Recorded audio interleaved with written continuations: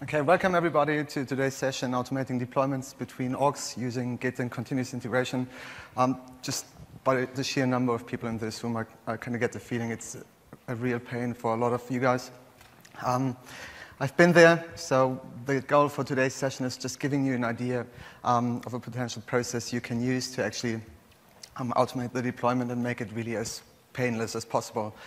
This is not a hands-on session, so we're not going to talk about how to actually set up GitHub or a continuous integration server. It's really more theory part and some of the best practices we've gathered as part of our practice. Not really something new we're talking about here. Quick about me, my name is Sebastian. I'm a certified technical architect from Europe. I used to work for Tequila, which is one of the leading partners back in Europe. And some of the content we're talking about here today is actually extracted from quite a lot of projects, such as British Airways, Unilever. So really the big enterprise customers where we kind of iterated on the process to an extent where we could really say, okay, that's a smooth process.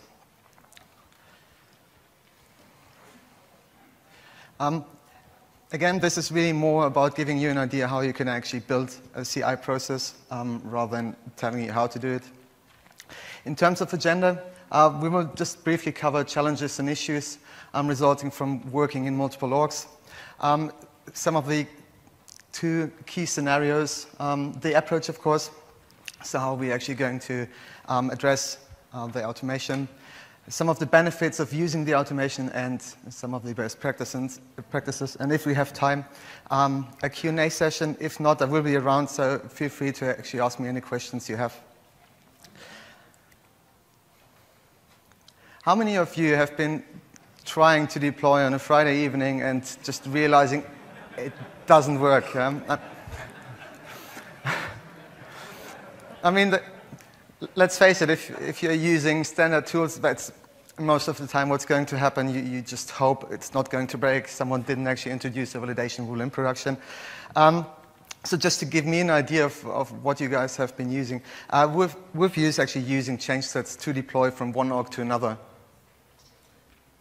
Okay, quite a lot. We've used actually using Foster.com IDE or another tool to do the deployment. Okay. Who of you actually has done a deployment within the last 2 months without any errors, any issues? Okay, so we're breaking it down. And who of you actually has experience using source control systems such as GitHub or Subversion? Okay, so most of you are actually familiar with it. And now the main question, who has actually used continuous integration? Who has experience with it? Okay, good. So there are some people who can actually learn something today. So some of the challenges and issues around working in multiple orgs is, first of all, keeping those orgs in sync. You know, you have two developers working in two separate orgs. They're working on a shared class or any other component, and they override changes. So you have to try to keep those in sync, and of course, preventing the overwriting. Just alone the amount of time required to actually run a manual deployment. So there are orgs out there where it takes up to 8 to 12 hours to actually run a deployment to production. You don't really want to wait 12 hours to actually see on a Friday if your deployment is successful or not. And of course, if there are any errors or conflicts, you won't really see them until it's very, very late in the process. And what's also really important is the traceability of changes. So you want to understand when was a particular change done, so you can revert back to it, or maybe just help your colleagues to actually improve their skills. Let's talk a little bit about the scenarios, but before we talk about those scenarios, the standard software development lifecycle, beginning with the development process, followed by a QA and the user acceptance test, and of course, the deployment. It's quite easy using the simple setup, which is quite common. You have a single sandbox you have to deploy to production. I mean, if you only have a single resource working on changes and doing the deployment, That's actually fine if they stick to the process, but most of the time you have more and more people doing requests, making modifications and changes, and it's very likely that your deployment might fail. A little bit more complex and more enterprise-like scenario where we have multiple Salesforce orgs available. Before I'm going into the different Salesforce orgs, let me just give you a quick briefing about the color coding I've used across the entire slide. So blue box stands for a developer org, orange for developer pro with extended capabilities, of course. A full copy sandbox is yellow, and the production environment is green. I'm not saying that this is exactly how it should be. Yeah, this is just one of the best practices we found for ourselves to make it as painless as possible. So you have your different developers working in their sandboxes separately. Often you have a config sandbox where your administrator team is actually setting up profiles, making changes to the page layout, and they are all deploying to a QA instance followed by UAT process. And for large environments, you might even have a pre-production environment used as a staging one. And of course, for immediate hot fixes, you might have a different org. So the approach before the silver bullet. You have your local developer working on their local machine and pushing it to the developer sandbox. And both are actually deploying their code to the same instance. What will happen? They might accidentally overwrite the changes, cause tests to fail, etc., etc. So using the silver bullet,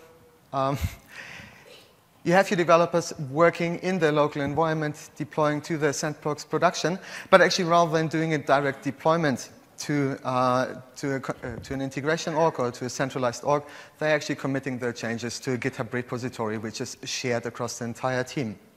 Yeah. I'm going into the more specifics of Git and how to use it in a later slide, but just bear with me here a second. So we have a centralized repository, we commit those changes, and we have a continuous integration server who is actually doing the heavy lifting for us. So, the CI server picks up any changes and commits those changes to the given orgs. Ideally, you have a CI sandbox where all the changes get integrated, and then the different environments to support the process steps. In terms of components, we need Salesforce orgs, of course. In a scenario where you only have a single developer sandbox available, you might actually use standard developer edition sandboxes, which are really easy to integrate using continuous integration. You use Git for the source code management. Here, I guess the standard tools are GitHub and Bitbucket. I also saw some guys actually wearing a Stash shirt. Are you from Atlassian? No? Okay. And of course, you need a command line tool or an application to actually commit those changes.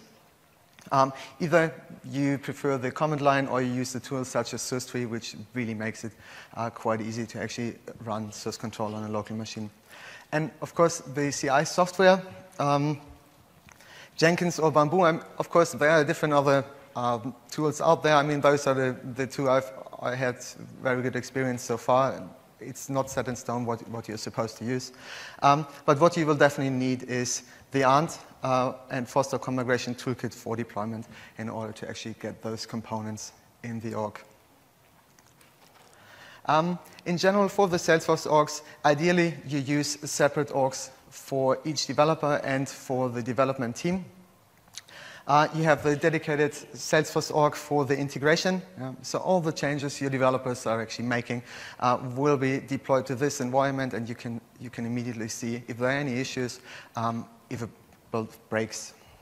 And of course, the Salesforce orgs for the different stages.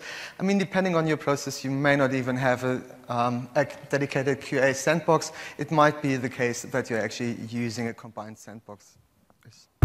Okay, sorry. In terms of, can you still hear me? Not well? Oh, okay, we're back. So the use case for Git, first of all, is of course storing your source code as well as the metadata. I mean, it's up for debate what you actually put in your Git repository. my best advice is really here, at least epics and visual force curve that might cause the deployment to fail, but also everything that is actually referenced by those components or where tests are dependent on it. So if you're actually having a test that validates some sort of outcome of a workflow rule, put the workflow rule therein as well. It might be a little bit challenging for stuff that can't be deployed via metadata API, and there is no real guideline how to do that. Most of the time it's actually keeping a log and deploying those things manually. Of course, it allows you to actually track the changes so you can really see very detailed who has made which changes to a particular component. And of course, you can isolate features and stages in the software development. So just imagine you have an internal practice running and your team is actually working on one project. They're finishing a feature, but you are not really ready for the release because you're waiting on other stuff. You can actually separate those features in different branches and deploy those in a separate step. For the isolation, I will cover a particular workflow around Git called Gitflow in one of the later slides. And we kind of found it really helpful to actually store supporting resources. So if you have any test data that is stored in CSV files that your entire team kind of relies on to run tests in their sandboxes or similar, why not put it there rather than putting it on some other server? So that's at least what we felt is a good idea. In terms of comments, I mean, picking up Git is really, really easy. I just put here a very small list together that gets you up and running. You need a git clone comment, so you bring the repository local on your device. You do your changes, you commit those changes against your local repository, you push it to the centralized repository, so all the other developers can actually pull those changes in there on their local repository. And really, really important, you have to deploy those changes to your local org, because ultimately, you as a developer or the person is responsible for actually bringing those changes in their org by saving those changes.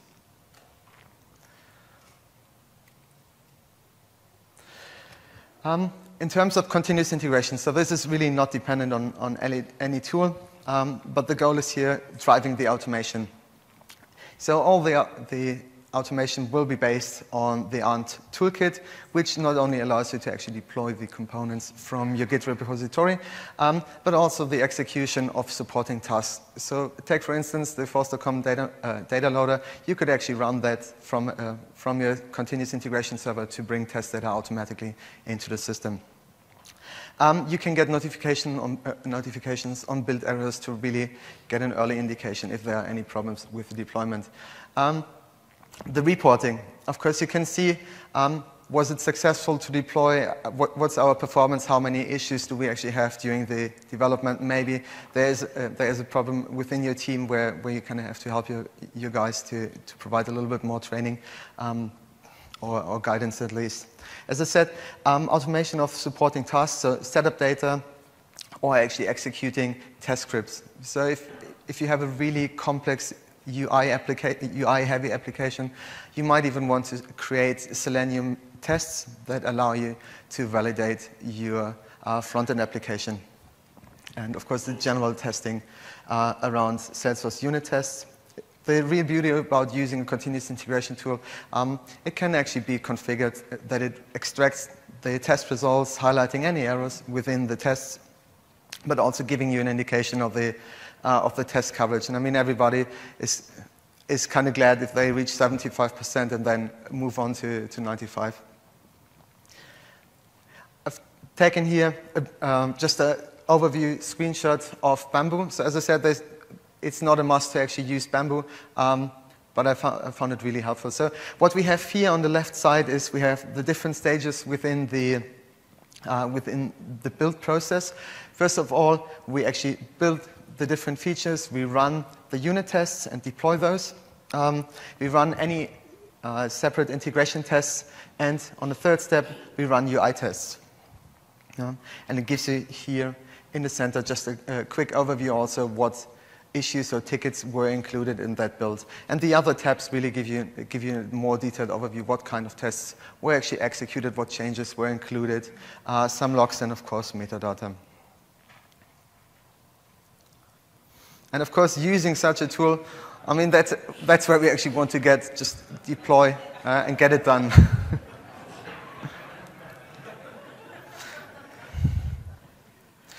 So using those different tools gives us quite a lot of benefits. But first of all, we have a backup for our source code. I was actually asked on a reception on Monday evening, what's the feature I would like to see the most, and for me it would actually be an integrated Git repository in force.com where you can just deploy to and run the deployment process. So fingers crossed, maybe they've heard me, and we will get that someday. But also, as I said before, we have the benefit of actually running all the necessary tasks in an automated fashion. And using that automation, we can eliminate human errors from the deployment process. Maybe not entirely, but at least the most common issues can be addressed here.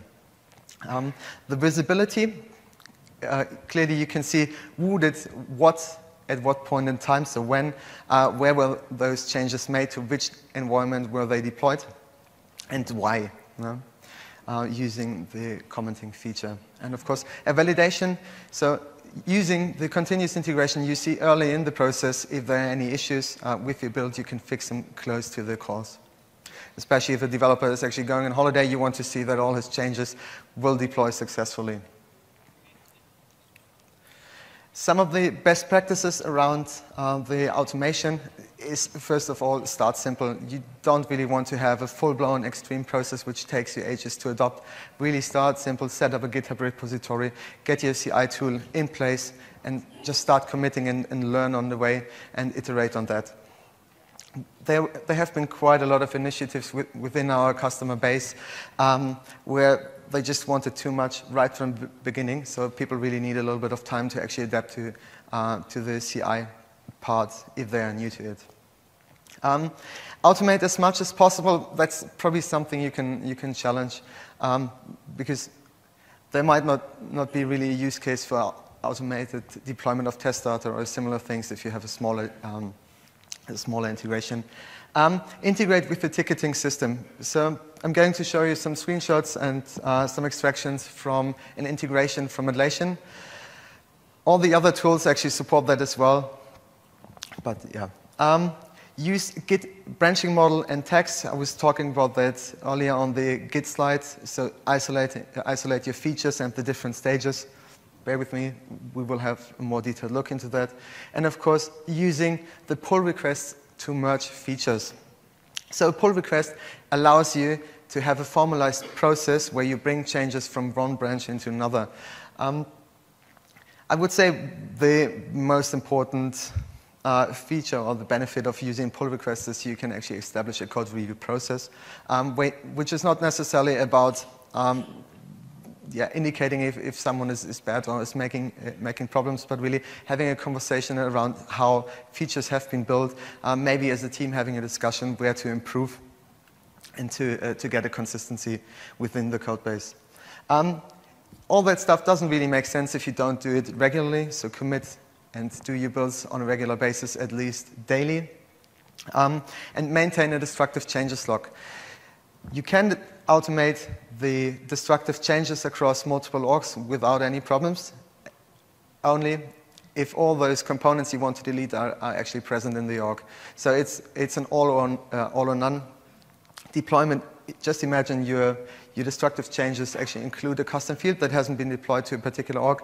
The destructive changes will fail in their entirety. So try to keep such a log in place to avoid issues around the destructive changes. So I was talking about the ticketing integration, and what we can see here is just a screenshot taken out of a Jira layout where you can see what builds actually have been run or where was this feature included. Was it done successfully? When was it done? And ideally any builds, any tests that have passed.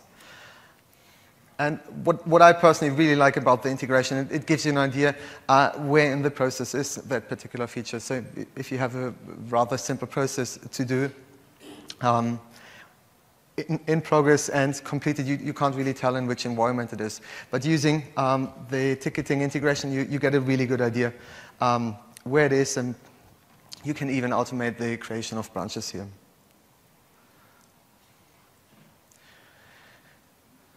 talking about branches and text. So that looks a little bit complicated, but it's really simple. Let's start at the bottom, which is a feature branch.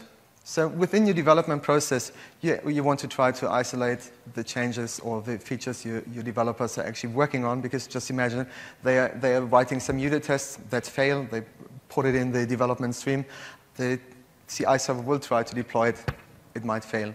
So try to keep those features actually out of the shared streams, have your guys working in them, isolated, and once it's ready, merge those into the development stream. And the development stream should represent the stage of your continuous integration environment or the corresponding CI sandbox. Once you get to a point where you say, okay, the features we have developed so far actually should be included in one of the next releases, you either create a dedicated release branch, or you actually create a tag within the release branch to include all those components you want to bring into there. The benefit of actually having such a dedicated release branch, you can just configure your CI tool to deploy those tags automatically to the necessary environments. The hotfix environment is mainly a branch out of the master, which represents your production environment. And this is really if you have any hotfixes. So there is a new release coming up and you identified any issues that might hit production before you actually release new features. Create a hotfix branch, make those changes, and integrate those changes against the master branch, as well as to all the other ones. The thing about this model here is your development team needs to understand Git. I mean, it doesn't really make sense to just drop it on them and just say, okay, get it done. There needs to be some education around that, and of course, really getting them to understand what are the benefits of this separation are. How does it actually look like in a setup with multiple orgs? So on the left, as we saw, before we actually start, the color coding here for the orgs has been changed a little bit. Just if we go back here, you see the color codes on the left. We have master, hotfix, release, develop, and feature. The color coding here for the different orgs. So on the left, we have the feature branches or developer orgs where all the new stuff is happening. Those guys make the commits against the Git repository. We have a CI server picking those changes up and deploying to the integration environment, which is the development branch. If you have any other projects running in parallel, ideally, those guys are using a continuous integration setup as well. It might not be the case, which is why I actually drawn here some other lines to show you how to use change sets. So developer 1 here is the integration lead. He is ultimately responsible for the successful build. Normally, I hope it's not me. So the other team has a corresponding resource, an integration lead who is preparing a change set and is bringing all the changes that kind of interfere with your project into developer 1 sandbox.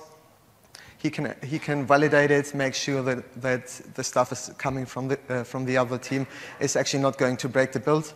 And if it's successful, he commits on behalf of the other team to the Git repository. Talking about change sets also, we can see on the button the hotfix environment. So changes made in the hotfix get deployed to production right away and get deployed to the integration lead environment.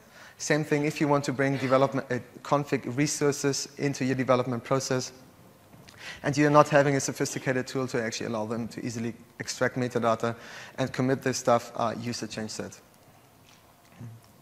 And of course, the last steps within the process, the deployment to QA, UAT, and production. As you can see on the legend on the bottom, those arrows are actually indicating manual. Ideally, it's an automated deployment, but normally deployment to production is actually happen on a button click. So someone is saying, okay, our release is ready, signs it off, hits a button, and the tool takes over and runs the deployment. A little bit about the pull requests. As I said, it's a really good tool and a natural stage gate for reviewing code. It allows developers and the team to actually provide comments and have a point within the development process to actually do the refactoring. Also, you can actually accept pull requests. So if you have an established best practice policy around how to structure components, how to write code, you can use it to actually enforce those best practices and accept or even reject the pull request and merge those into the target branch. So this is a layout for a pull request. You can see here on the top left, you have your master your repository you want to integrate, and you just select on the right side in which one do you want to bring it. Give it a brief description. If you're using a decent tool, those tools will actually allow you to automatically create a pull request. You can also define who is going to do the review. This kind of depends on your process. And clean it up afterwards, so close the branch automatically once it has been accepted. So this is a pull request screenshot taken from the production environment. As you can see, we have 3 different tabs and overview, giving you an indication of what files actually have changed. If I had a little bit more space down there, you could see inline what changes were made. But also the commits that are included in that pull request. So our colleague here actually fixed the test class, added a button, and fixed something else. And of course, the activity tab gives you an overview of what has actually happened, which brings us back to the visibility part. So here you can really see what has happened. Around the commit and build process itself, as I said, it doesn't make sense to put all those tools in place without doing it on a regular basis. You should run the refresh on your components on a regular basis. So if there are any changes, bring them locally, commit them, and push those to the remote instance as well. As we saw in the Gitflow diagram, if you have config orgs, integrate those with change sets, and of course pull frequently. So avoid keeping the local repository behind the actual development process, because that might cause additional work to fix anything. And if you bring those changes locally, safe against the org, so deploy it to your own org. And of course, the frequency of builds, so how often you run the build, kind of depends on the execution time. In the beginning, I said there are orgs which 8 to 12 hours deployment time, so those are definitely orgs against which you don't want to build automatically. To actually improve performance, what you can do is you can run smoke tests, so really just selective unit tests that are relevant to your project, and you can exclude managed package tests. And in a scenario where you only have a single developer sandbox, there is an option in the metadata API running a validation only to give an indication if you would deploy it finally to the production environment, would it pass or not? So rather than deploying it in its entirety, just getting the feedback. Long story short, so you should definitely do it if you have a pain, if you're working with multiple orgs. Do the builds on a regular basis and learn the metadata. There are really good guides out there. There are a lot of references.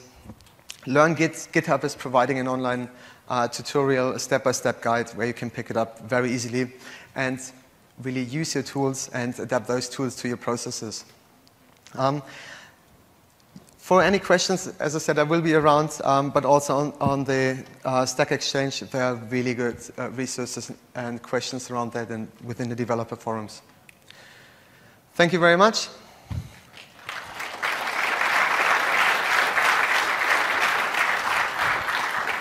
Okay, so this is just a summary page with some of the references. a lot of those guys have actually written blog articles in detail how to set up the different tools. You can play around with it. Yeah, so have fun building it. Does anyone have questions in terms of how to set it up? So merging can turn into merge hell. So what's the tipping point that you've seen for how long should your features be out, like days, weeks? I would say that kind of depends on the complexity of your feature and how much changes you actually have to make. Yeah? If you have a feature that has a very tight integration to another feature, you should try to merge it as soon as possible in the process, or actually pair those two guys up. So there is no clear indication. So you haven't seen like org size where it doesn't necessarily make sense to have so many features. It's more like 20 plus developers or plus. I have to admit, I was in a lucky situation, never have to work with more than 20 devs. Yeah? Can you talk about like best practices in dealing with package.xml for ants? Are you deploying entire sandboxes over QA, or are you just deploying metadata changes for specific boxes? So you're talking about actually the features that get deployed. It kind of depends on the Git setup. So you might have a setup in Git where you're representing the entire org. And then there might be a different setup where you're just including selective stuff to actually isolate those entirely. I would say it depends. Again, I'm sorry, that's like the standard answer here. But the dependency here would be, again, how tightly do you have to integrate your features with the other features? How dependent are you on the existing components in the org and the frequency of how often those components change?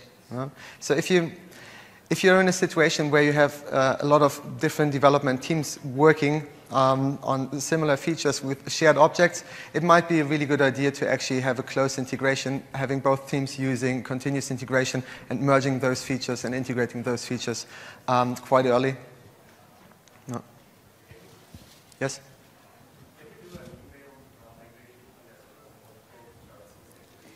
Excuse me, can you? An email migration? So migrating email templates? Yeah. Yes. And also the workflow rules? Yes, workflow rules are deployable. I'm not really sure about the approval processes, if they are deployable by now. Yes, they are? Awesome.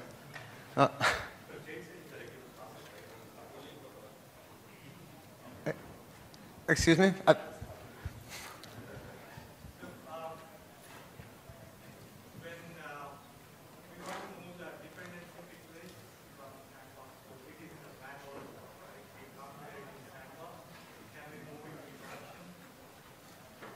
So for dependent pick lists, or for pick lists in general, I would actually rely on change sets, just for the fact if you're removing pick list values from the pick list, they won't be automatically removed if you're using continuous integration. So for those, it would be really helpful to actually use change sets.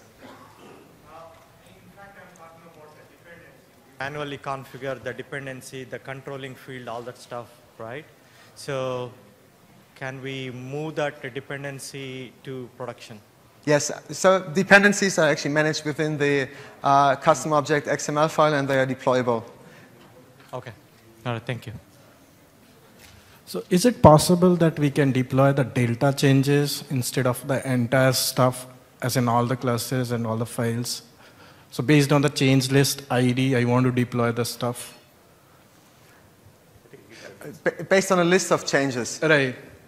So there is actually a tool out there on GitHub that allows you to compile a list of changes by just comparing the metadata of two orgs and then running the deployment automatically.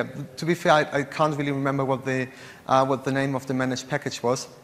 Not the managed package, but the GitHub project. Just run a search on Google.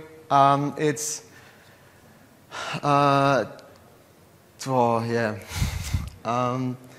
don't know. Automatic, no. Sorry, I can't really remember. But it's out there. There is a tool available to compile this list of changes. Okay. Yeah, thank you. Okay, a couple questions. First one, for your developer sandboxes, how are you managing pushing data back into them and keeping them synced up with the branches in Git? So if you're having any changes happening on another branch such as QA and bringing those changes back? Sure, or just in general, when a developer starts working on a new ticket, with your process, would they typically go into Bamboo and deploy a build back to their dev sandbox? So the bringing changes back into the different sandboxes actually happens by pulling the changes from the Git repository and then saving those changes against your org. Okay, so are you using a merged Git working directory and a Force.com IDE workspace? I personally use Sublime Text, but I mean, it does the job definitely.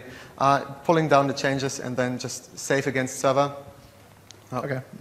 Second question. So are you checking in all the admin metadata types too then? And is a developer doing that, or do you have the admins doing that themselves? Checking what? For admin metadata like workflows or email templates or even just objects and fields? I mean, it kind of depends on how you organize your team. If you have a very close team who's communicating on a constant basis, it might be the case that the config guy is just saying, hey, I created a new workflow, that's the workflow, I'm going to push it via change set to your org, can you please integrate that on my behalf? You also might have an internal tool that actually allows you to extract the metadata via UI and committing it against the GitHub repository. So it's really hard to tell. In terms of process, I would say try to keep it in GitHub and use the ticketing system to automate that. Okay. Last one. Do you have any of your automation in Bamboo on the build phase, or is it mostly in the deploy phase? Is it what? In your Bamboo automation, is it mostly in the deploy phase, or do you have anything that you're doing in the build phase too? We're kind of doing the same thing, so I'm fairly close to this at the moment. I mean, we're using the continuous integration across the entire development phase, which includes the deployment to production. The only situation where we normally don't use the CI is actually bringing changes from the development branch back into the developer sandboxes, because that might be a very error-prone process and is up to the developers. Okay, cool. Thank you. You're welcome. Hi there. Profile data. Oh, sorry.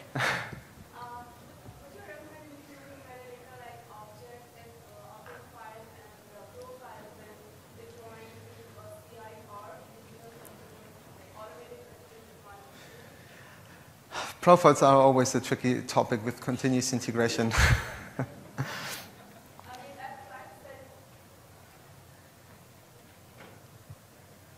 I've tried setting up like workflow rules and object, and I run into a lot of issues because it keeps giving some weird error messages. So I was just looking if there's any tips and tricks or recommendation around how to set up the automatic CI deployment between your develop integration box to the dedicated CI org.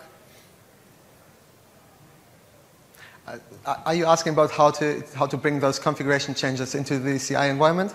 Yeah, like if you want a true CI automation process, meaning anytime you make any change, your Bamboo or Jenkins job would take up all the components, build it, and push it to the dedicated CI org that you recommended. So when doing that, I faced a lot of challenges, including workflow rules and object file and profiles. Yeah. So just what's your experience like around that? Okay, so in a setup where we actually have a dedicated config team working in a sandbox, those guys use a change set ideally to actually bring those changes into the org belonging to the integration lead, and he will actually take care of bringing those components in.